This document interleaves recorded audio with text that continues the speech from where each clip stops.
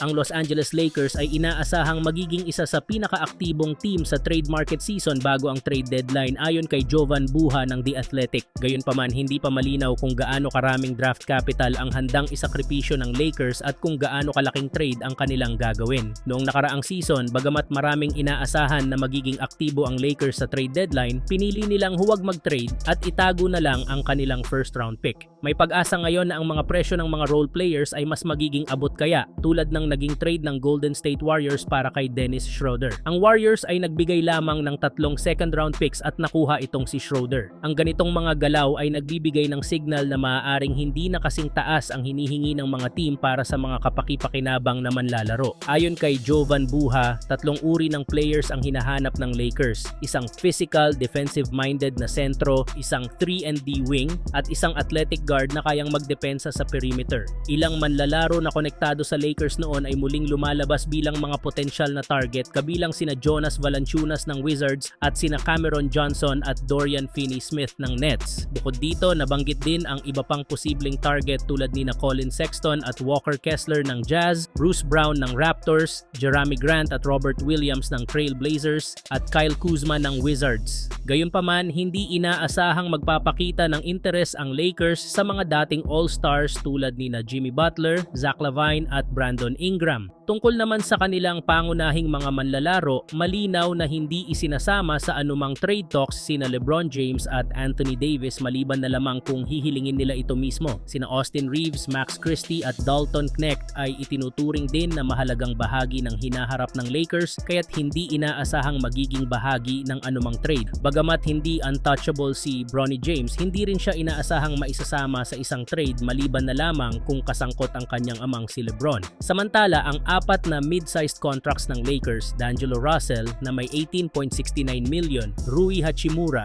na may 17 million, Gabe Vincent na may 11 million at Jared Vanderbilt na may 10.71 million. Ang malamang na isama sa mga malalaking deal. Sa mga ito, si Hachimura ang pinakahuling nais ipamigay ng Lakers, ngunit siya rin ang may pinakamataas na trade value. Sa kabilang banda, si Russell ay hindi pa nakakatanggap ng seryosong interes mula sa ibang team. Si Vincent ay patuloy na nahihirapan dahil sa mga injury at mababang produksyon, at si Vanderbilt ay hindi pa rin nakakabalik sa court matapos ang kanyang off-season surgeries. Sa lahat ng ito, malinaw na ang Lakers ay nasa posisyon upang gumawa ng mahalagang mga hakbang sa darating na trade deadline. Samantala, medyo tahimik nga ngayon ang mga haters ni Bronny James matapos ang sunod-sunod na magagandang performance na ipinapakita niya sa G League team. Pinapatunayan niya na tuloy-tuloy ang improvement sa kanyang laro kumpara noong una siyang pumasok sa liga. Malaki ang potensyal niyang maging mas mahusay pa, bagay na maaaring maging malaking tulong para sa Lakers sa hinaharap. Hindi lang sa loob ng court nangingibabaw si Bronny kundi pati off the court. Sa katunayan, ayon sa ulat, umabot na sa 500,000 ang naibentang jersey niya sa market na nagkakahalaga ng mahigit $50 million.